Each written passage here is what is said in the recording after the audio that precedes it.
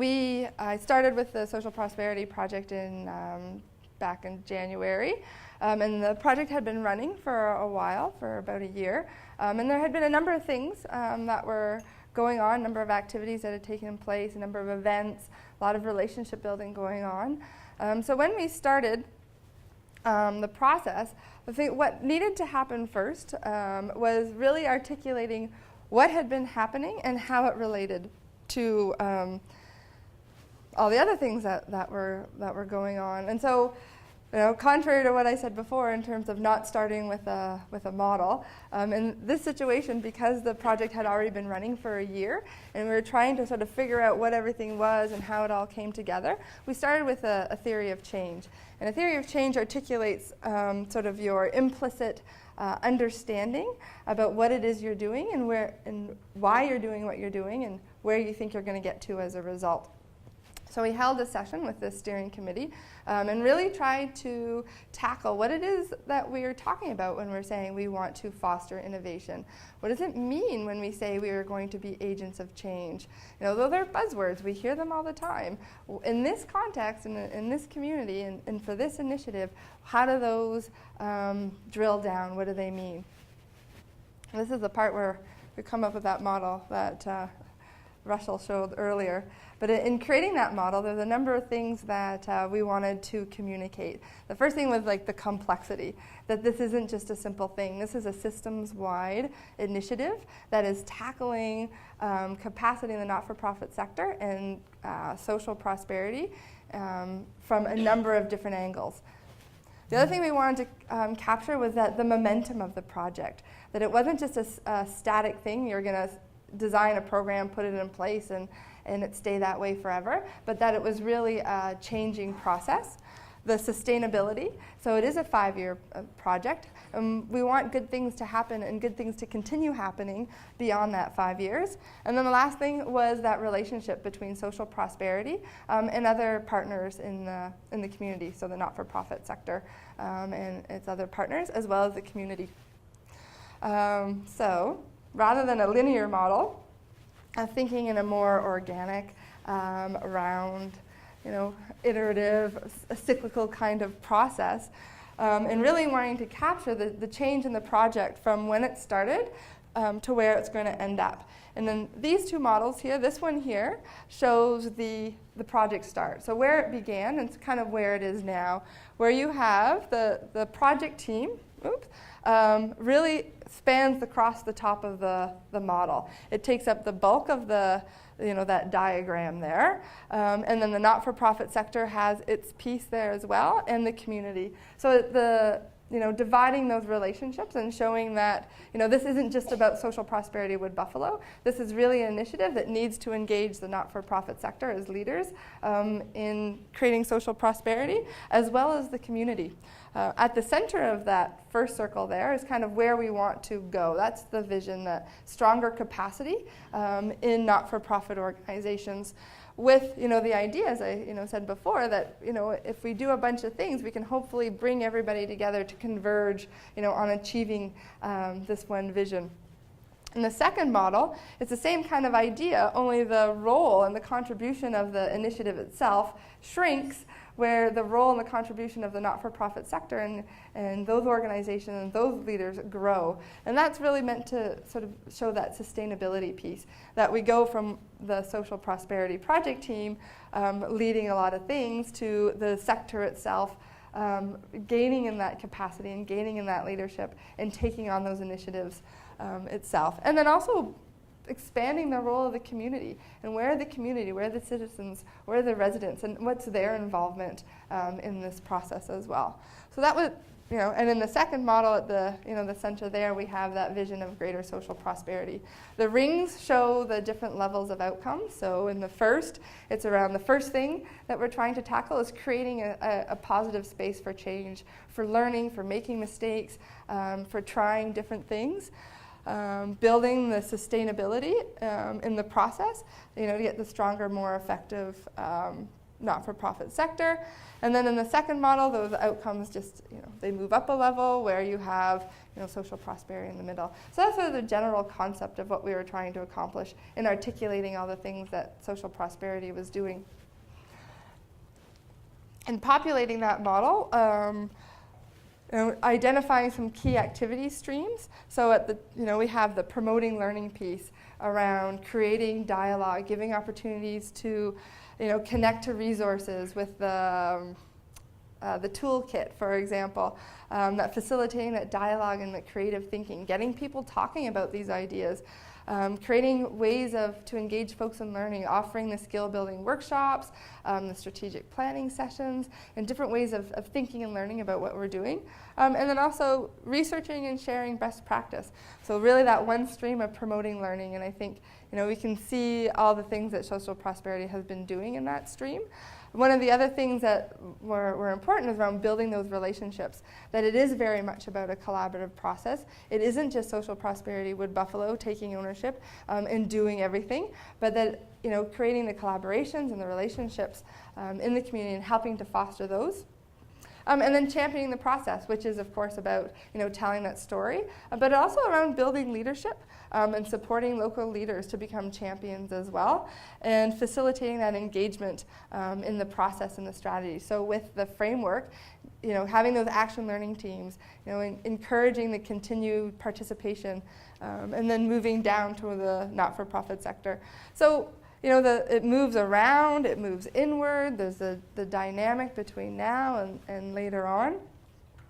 All with these outcomes of building leadership, increasing knowledge, increasing collaboration, what else? And that engagement and change around resiliency. So that was our thinking. Has that clarified it? Does it feel a little less overwhelming? Any questions or thoughts? Yes.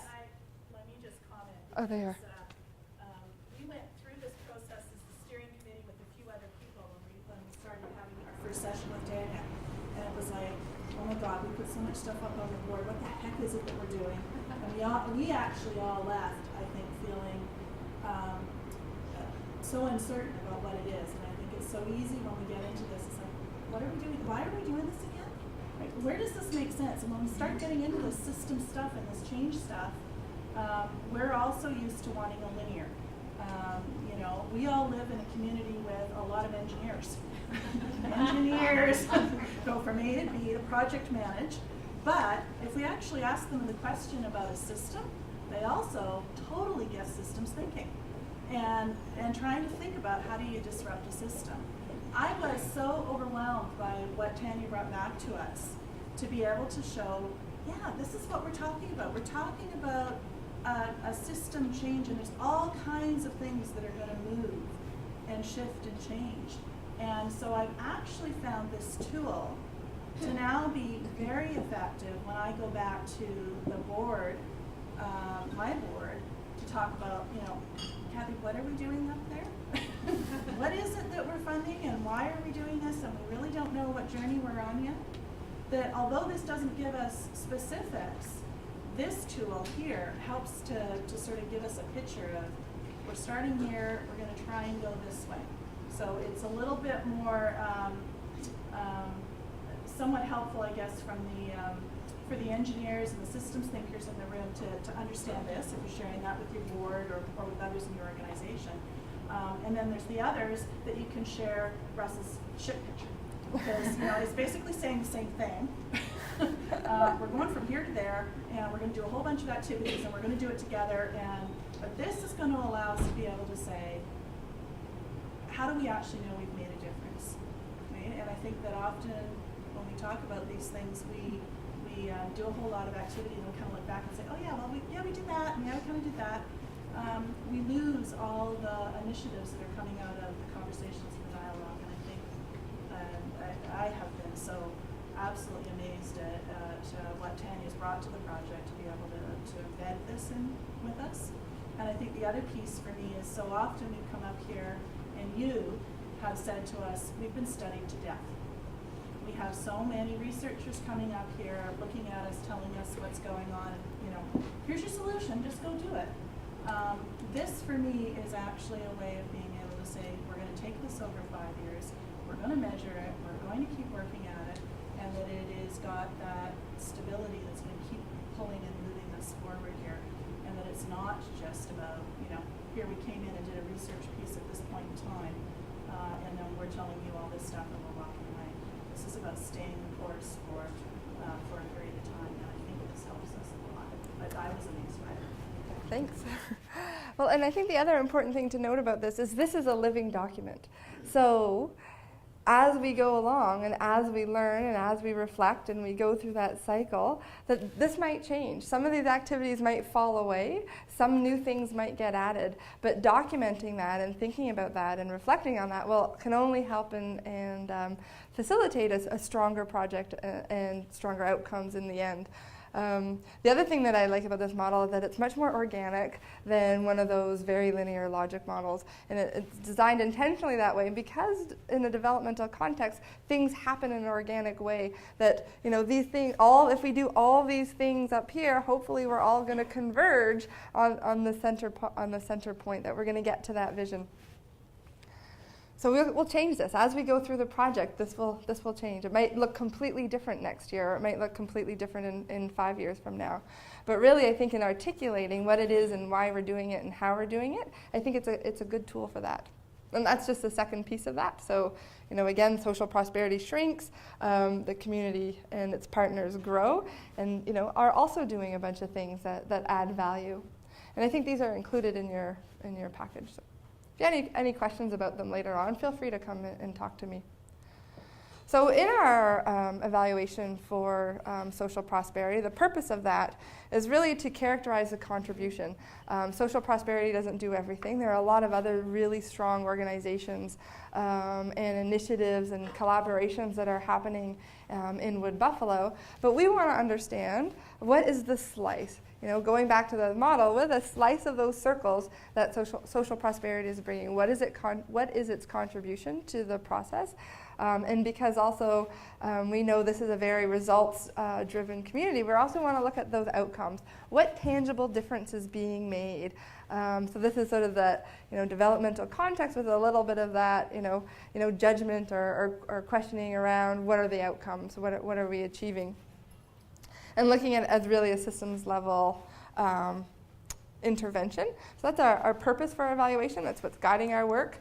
And our focus is really on that top part of the model. We're looking at what social prosperity is doing, how it's doing it, and where it can develop and grow and make changes.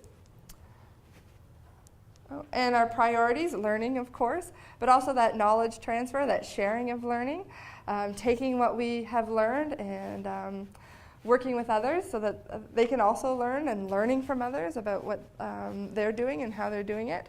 Engaging stakeholders in the process, working from a collaborative perspective, so working very closely with the steering committee.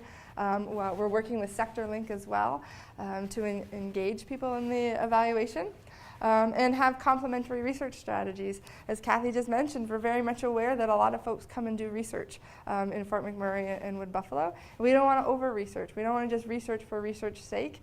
We want to make sure that our what we're doing and what we're learning is also valuable for the people who are involved and participating and can also learn from.